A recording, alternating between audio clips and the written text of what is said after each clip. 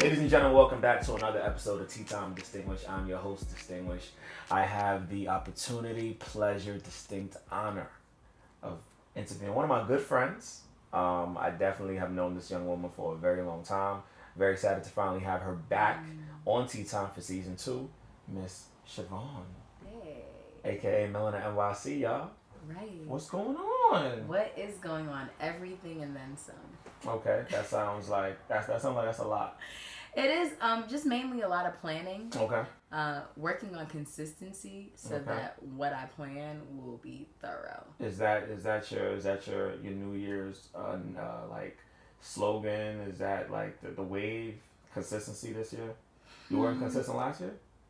I was consistently a lot of things. Oh, that sounds personal. I wasn't as focused as I need to be. Okay. So I think it's not necessarily a resolution, but there are a lot of things that I've worked on, creating a schedule for myself, or timers on my phone that tell me when to do certain things. Okay. Or like if it's just taking a break or taking 5 minutes to just be still and sit and be still, just adding those things into my already busy schedule so that it's not about just being active, but actually being productive. Okay. That was a mouthful for some of you guys. So she's not saying much right now. She's being a little sophisticated right this second, as you can see with her bourgeoisie outfit. Right. Shady. But Shavonne does a lot out here in the community, so I'm actually just going to have her briefly tell us what MLNNNYC is. And we're going to catch up on that. There's a lot of questions I have about that, only because last season we talked about it. Things were like this. Things were clicking. I know some things are in the works right now. Yeah.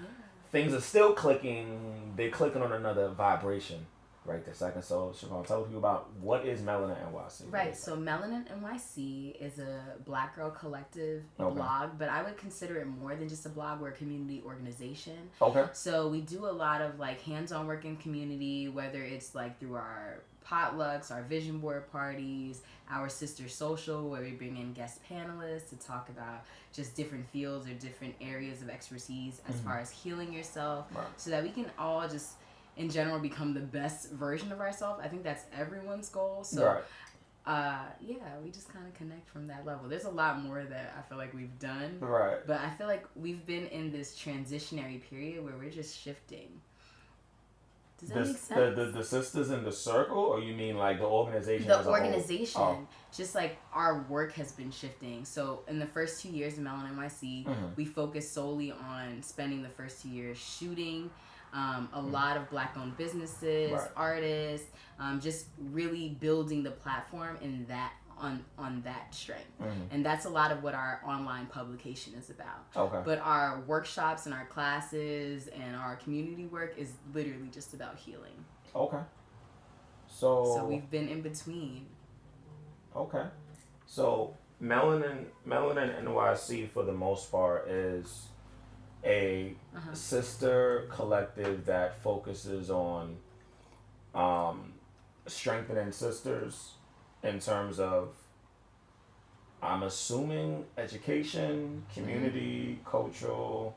You guys, health and wellness. How you guys about to say, sexuality, stuff like that. So why a collective the way that you envision it? Because I'm pretty sure that there's a lot of other collectives out there. Like the one that comes to me is, the organization that does the event every year at the Jacob Javits Center. Is that I'm not familiar. Is that the sisters circle? The sister circle, yeah. Yeah.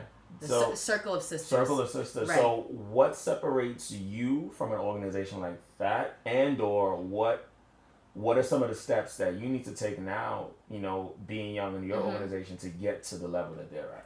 I think one thing that's really different about the Circle of Sisters in MLNNYC is that the Circle of Sisters is very mainstream, and they're an extremely large platform. They also are kind of like a women's conference that happens, I think, to my knowledge, once a year. Yeah. Right? Whereas MLNNYC, we're extremely local, and we have an event like every 2 months. Yeah, if not every 2 months, we also have meetups and other things that happen.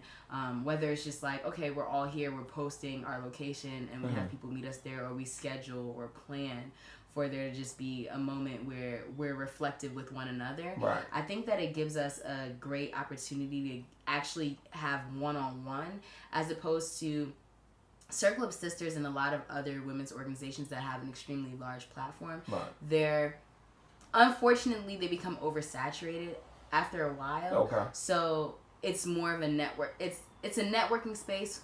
Both of them are networking spaces, but there's more opportunities for us to grow. We're picking people from our own city, from our own jurisdiction, who are soaring in each field that they're in, to come and be a part of every moment that we have with our sisters, for example, for Sister Social or any other events that we have. So it's really just about keeping it in the millennial bracket. Okay. And I can see that being the differentiation of the market that we're in. What has been some of the issues that you've seen pop up? Because in general, a lot of you guys know it's hard for people of color to literally come together, focus, sit down, do one thing. Because everybody got a million and one ideas. Right. Everybody wants to have their idea be first. Everybody wants their idea to outshine everybody else's idea, but they still want to hear everybody else's idea. How do you go about saying, all right, cool, you're in a collective, you're listening to everybody, and you're like, all right, cool, but this is actually what we need to stick to first. Then we can get to A, B, and C, but we got to actually focus on this one small task so that we set this situation up right, so that we're not jumping the gun. I think one of the things that we've been doing consistently in our meetings is getting an idea of what everyone's personal goals are, personal and professional goals are. Because from there, you can kind of streamline any issues that may come about. If I know that you're an amazing, talented writer and you work with me and you write, but you may want to get into filmmaking, or you may want to get into acting, or you may want to get into something else, and I know that I have a skill set that can increase what you already are about to do, it would make it easier for us. Okay, we can work on MLNNNYC and get that done. Then we can do your personal project. And so everyone is, at the end of the day, accounted for. However, making sure that the priorities are set. Do you feel like your personal business is more important than the group dynamic? Most people do. So how can we continue to work together, or how can we create a schedule that works for everyone's growing, inventory or activities that are coming up out of the woodworks? I know for me, I get asked to do things sporadically. Hey, can you come to a shoot? Hey, can you come to... No, but you told me in advance, but someone might message me and say, hey, I need you to shoot this day, and I have to look through all the schedules. And I look through all my text messages with everyone. Okay, we said this day. Let me just clarify. Can this be shifted? If not, then I can't take my own opportunity. But just making sure that as I'm growing my own brand, that I'm also MLNNNYC is my brand, but I'm also a huge responsibility for myself as well. So making sure of course MLNNNYC gets pushed, but I also knock off the rest of the things that are on my to-do list. So I think when it comes to our entire group, we just break it down. Okay, she's really good at this. How can we use what you're already good at to push the agenda forward? And how can we insert what you want to do? Let's say you're a stylist, you want to start styling. Okay, and you're on our team, you can style the shoots. You can style for the magazine shoots. You can style for production, or you can pick out brands that we can work with, and then everyone's accounted for. So no one's idea is really missed, but it's more modified so that it can work more diligently with our plans. See, this is why she is who she is. This is why she's running her company, because she has the talk, she got the swag, and she has a group of women behind her, and she also stands behind them. So, two more things, Shavonne. So, there was a lot that was said.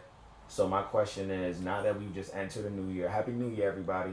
So now that we're into 2019, what do you have planned in terms of where do you see, what's the next level? What's the next step for this young company that is aging? It's getting older now, so you know what I mean? Those legs that weren't necessarily there to stand on, they were crawling, they're kind of walking now. Right. They're kind I of walking think- now. I So think what's up? What you got? Blending all of our years of work together so Okay. that it's a consistent foundation.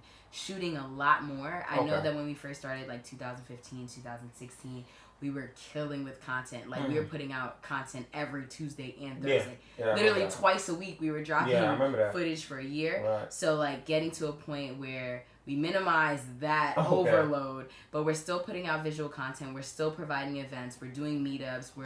We're doing more drives because one of the things that I really wanted to do was drives, and then tons of workshops that, you know, are gonna happen hopefully in the spring. Okay. I'm keeping calm, you know. Well, listen, you know, Making a list and checking it twice. Right. Yes. Exactly. Yeah, you know, that's good. That's good. So now for the people that want to get more information on Melanin NYC, for the people that want to know how they can possibly, you know, contribute to anything that you got going on, how can they do that? Where can they go? Oh, they can go to a few places. They can go to our Instagram, our website, our email. I feel like they're like my personal email, my personal Instagram. They can go anywhere and just contact me. I'm very good at getting back to everyone. I think in a reasonable amount of time. Sometimes. Sometimes. This wasn't too hard to orchestrate, but regularly, yeah, because she's like I'll be running around. She's like a younger me. It's just bad. Oh, it's bad. Yeah. It's bad. So where can they go though? Like Melanin, because it's spelled a little. You know what? I was waiting for you to spell it, so I was just waiting like, he's gonna butcher it. You can go to www.MLNNNYC.com. It's 3 N's, okay, not 15. You can go to MLNNNYC.com or our Instagram at MLNNNYC. You know? See, she almost butchered her whole thing. Listen, because I was looking at you and I saw you like trying to count my ends while I was saying it. It was 3. Exactly. Yeah, it was 3. So is there anything that you want to leave the people with in terms of like encouragement or, you know, anything that you want them to know about, you know, what you guys plan to do this particular year so that they know where to support you? Some people just don't know, you know? They don't know. I think that one of the major things that we've been trying to do is just do a huge give back.